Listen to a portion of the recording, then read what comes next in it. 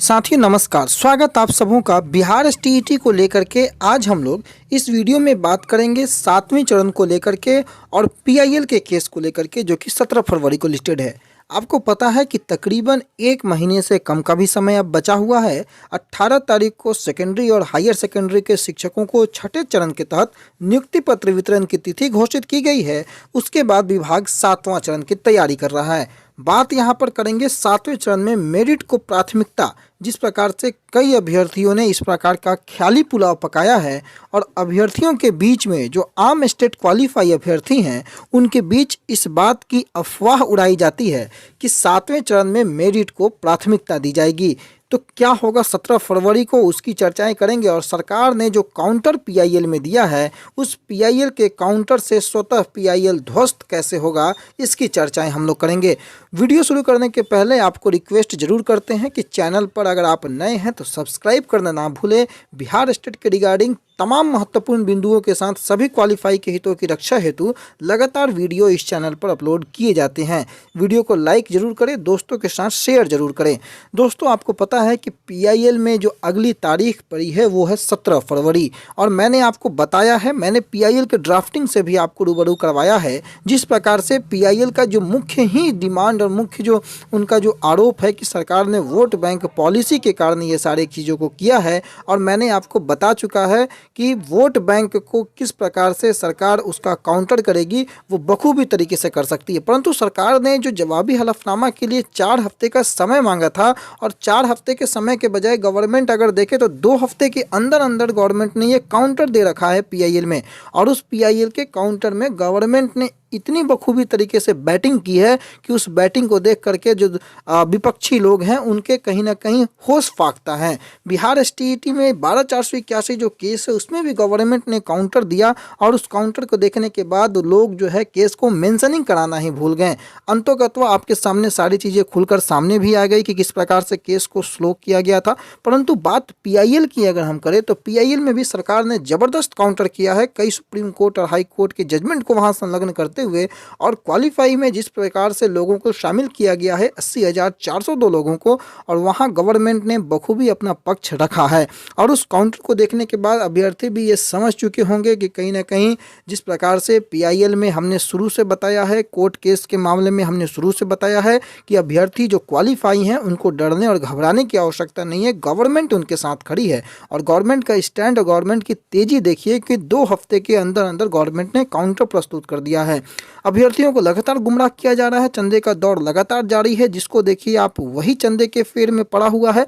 परंतु वास्तविकता क्या है, होने क्या वाला है 17 फरवरी को? 17 फरवरी को गवर्नमेंट बिल्कुल क्वालिफाई के पक्ष में निर्णय लेकर के हाई कोर्ट से आएगी, और कहीं से हाई कोर्ट में पीआईएल हो, रीट हो, कोई भी केस स्टैंड नहीं कर सकता है। क्योंकि गवर्नमेंट ने जिस प्रकार का काउंटर प्रस्तुत कर रखा है अपने सारे केसों में, चाहे पीआईएल हो चाहे रीट हो, उसके जवाब में इन लोगों के पास कोई शब्द नहीं है।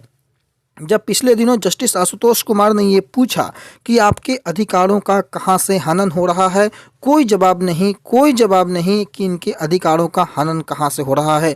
दूसरों के अधिकारों को या दूसरों को मिलने वाले लाभ से अगर आपको प्रॉब्लम हो, उस चीज़ को लेकर के आप कोर्ट में नहीं जा सकते हैं, कोर्ट कंसिडर नहीं करेगा। हमने शुरू से बताया है।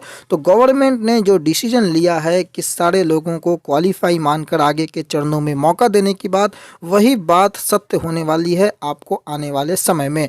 क्वालिफाई, हालांकि आजकल जो खुद जो हैं सारे लोग 80,402 क्वालिफाई, यानी कि जो मेरिट नॉट मेरिट दोनों लोग जो हैं गवर्नमेंट ने उनको क्वालिफाई मान दिया।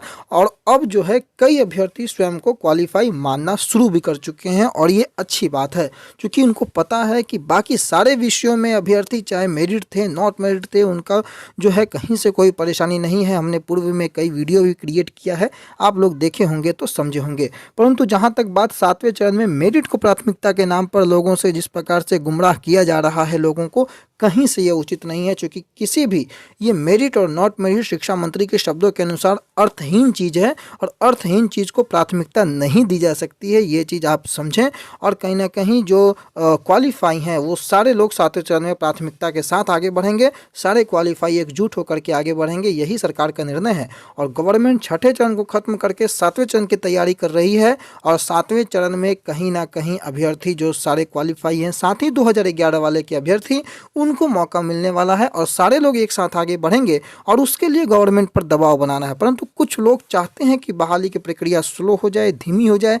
कारण सिर्फ इतना कि या तो उनकी बहाली हो चुकी है या फिर उनको पता है कि उनकी बहाली कहीं से होने वाली नहीं है, या वो श्योर हैं अपनी बहाली को लेकर के। इन्हीं सभी कारणों के साथ लोग बहाली को फंसाने का प्रयास करते हैं। ऐसे लोगों से सावधान रहने की आवश्यकता है। लगातार हमने क्वालिफाई के पक्ष को मजबूती से रखा है और आगे भी क्वालिफाई के जो अगेंस्ट की बातें होंगी उसका जो भी काट होगा लॉजिकल रूप से, वो लॉजिकल रूप से काट प्रस्तुत करने का प्रयास किया जाएगा। पिछले दिनों हमने जो सुप्रीम कोर्ट के जजमेंट को दिखाया था, किस प्रकार से सुप्रीम कोर्ट ने विज्ञापन में बदलाव को लेकर के जो बातें कंसिडर की थी, 309 के तहत जो आर्टिकल 309 है उसके तहत जिस प्रकार से गवर्नमेंट को राइट है कि किस प्रकार से वो क्राइटेरिया ऑफ सिलेक्शन को लेट डाउन कर सकता है विथ रिस्पेक्ट पब्लिक इंटरेस्ट के रिस्पेक्ट में, जनहित के मुद्दे पर किस प्रकार से गवर्नमेंट डिसीजन ले सकती है। क्वालिफाइंग को वहाँ पर क्वालिफाइंग मार्क्स को यानी कि पासिंग मार्क्स को घटा करके मामला सुप्रीम कोर्ट में भी कंसीडर हो गया है। इन सारे मुद्दों को देखते हुए जब जजमेंट है तो आप समझ सकते हैं कि आगे आने वाला जो दिन है वो किस ओर मूव करने वाला है। तो किसी भी प्रकार के गुमराह में ना पड़ें, गुमराह करने वाले लोगों से दूर रखें और सरकार के माध्यम से जो 26 जून का जो लेटर निकाला गया है उस लेटर की जो शक्ति है उसको समझें और आगे जिस प्रकार से नियोजन इकाई में मेरिट बनानी है, और नियोजन इकाई जो है नियमावली के तहत कार्य करती है और नियमावली आपको यही बताता है कि मेरिट बीए और बीएड के आधार पर बनेगी। अभी की जो ताज़ा नियमावली है जो रन कर रही है उसके आधार पर यही मेरिट आंकने का पैमाना है। अगले वीडियो में हम मेरिट से संबंधित कई महत्वपूर्ण मुद्दों पे बात करेंगे। तब तक के लिए अपना बहुत ख्याल रखें। चैनल पर नए हैं तो सब्सक्राइब कर लें ताकि कोई भी महत्वपूर्ण वीडियो आप तक ना छूटे। रही बात 17 फरवरी को, तो 17 फरवरी को बिल्कुल क्वालिफाई की जीत होगी, ऐसी उम्मीद, ऐसी शुभकामनाओं के साथ इस वीडियो को हम यहीं छोड़े जाते हैं। धन्यवाद।